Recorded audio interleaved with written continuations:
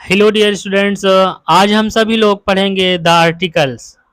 Okay, जिसको हिंदी में कहते हैं लेखों, उर्दू में इसको कहते हैं अल्फाज, तारीफ व तनकीर। ओके, तो आज हम सभी लोग पढ़ेंगे द आर्टिकल्स।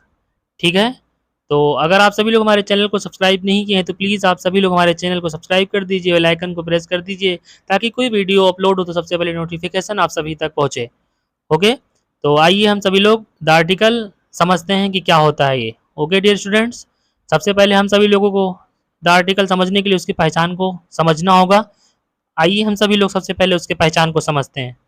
ओके, लिटरेचर में आर्टिकल का अर्थ है लिटरेचर में आर्टिकल का अर्थ है आइटम, यानी किसी चीज़ को आर्टिकल कहा जाता है। गौर से सुनिए आप सभी लोग। ठीक है, या आइटम यानी किसी चीज़ को आर्टिकल कहा जाता है। इसके अलावा मैगजीन में छपे हुए किसी मजमून को भी इसके अलावा मैगजीन में छपे हुए किसी मजमून को भी, मजमून यानी विषय, विषय को भी आर्टिकल ही कहा जाता है। ओके, लेकिन इंग्लिश ग्रामर में ए एन और द के मजमूए यानी विषय को आर्टिकल का नाम दिया गया है। ठीक है, इसलिए कवायद के एतबार से यानी नियम के अनुसार, कवायद के एतबार से यानी नियम के अनुसार उसकी तारीफ ये हुई कि वो शब्द जो किसी इस्म से पहले उसकी हद मुकर्रर करने के लिए इस्तेमाल हो तो उसे आर्टिकल कहते हैं। Okay dear students, I hope आप सभी लोग इसकी पहचान को समझ गए होंगे। आगे समझते हैं हम लोग उसी से रिलेटेड। ए एन और द को ए एन और द को ए एन और द को डिटरमिनर्स भी कहते हैं। ओके डियर स्टूडेंट्स, जिस हिंदी इसकी होगी निर्धारिक, निर्धारिक, और उर्दू होगा इसका तयन करने वाले। ओके, ठीक। Okay okay dear students, determiners भी कहते हैं। ओके, ए और एन को ए और एन को इंडेफिनिट आर्टिकल यानी हर्फ तनकीर, हर्फ तनकीर यानी आलोचना इसलिए कहा जाता है क्योंकि ये मुतय्यन शख्स किसी मुतय्यन शख्स मुतय्यन यानी निर्धारित, ठीक है, शख्स यानी व्यक्ति, जगह या चीज़ की तरफ इशारा नहीं करते हैं। जबकि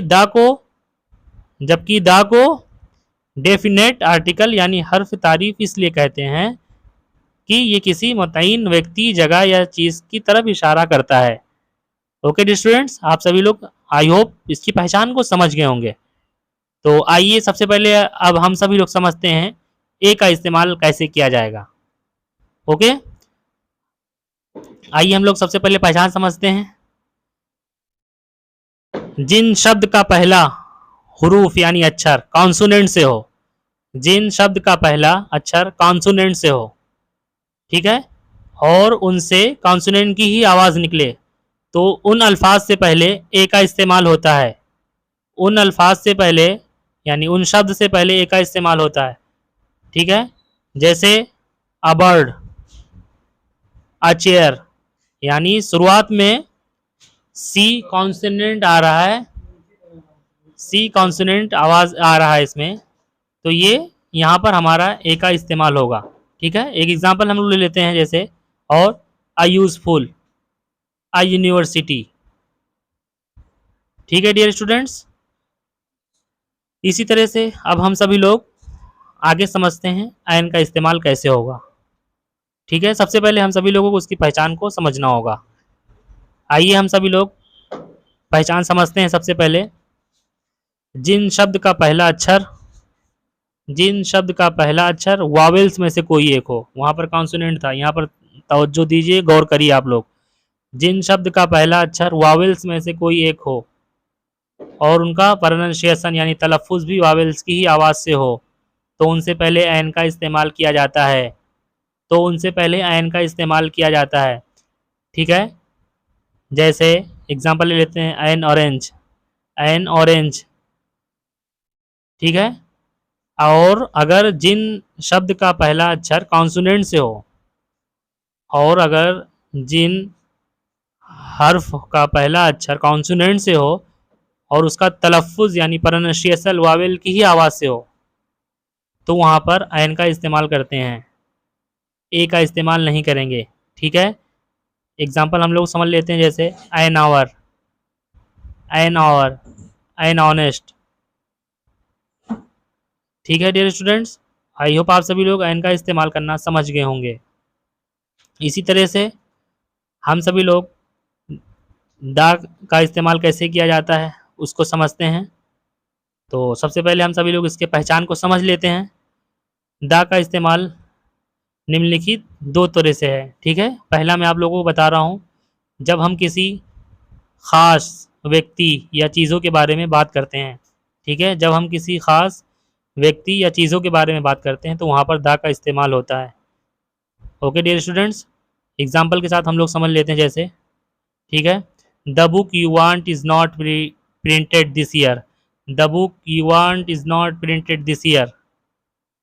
आप जो चाहते हो वो किताब इस साल छपी नहीं है, यानी किसी ख़ास किताब के बारे में बात करी जा रही है, तो यहाँ पर दा का इस्तेमाल होगा। ठीक है, दूसरा तरीका हम लोग समझ लेते हैं, जब कोई सिंगुलर नाउन पूरी जमात को ज़ाहिर करे, ठीक है, तो वहाँ पर दा का इस्तेमाल करते हैं। जैसे एग्जांपल हम लोग ले लेते हैं, the rose is the sweetest of all flowers. ठीक है, the rose is the sweetest of all flowers, गुलाब सभी फूलों में सबसे प्यारा है। Okay dear students, I hope आप सभी लोग दा का इस्तेमाल करना समझ गए होंगे। ठीक है, सीधा आप लोग ये समझ लीजिए कि दा का इस्तेमाल उन जगहों पर होगा अक्सर।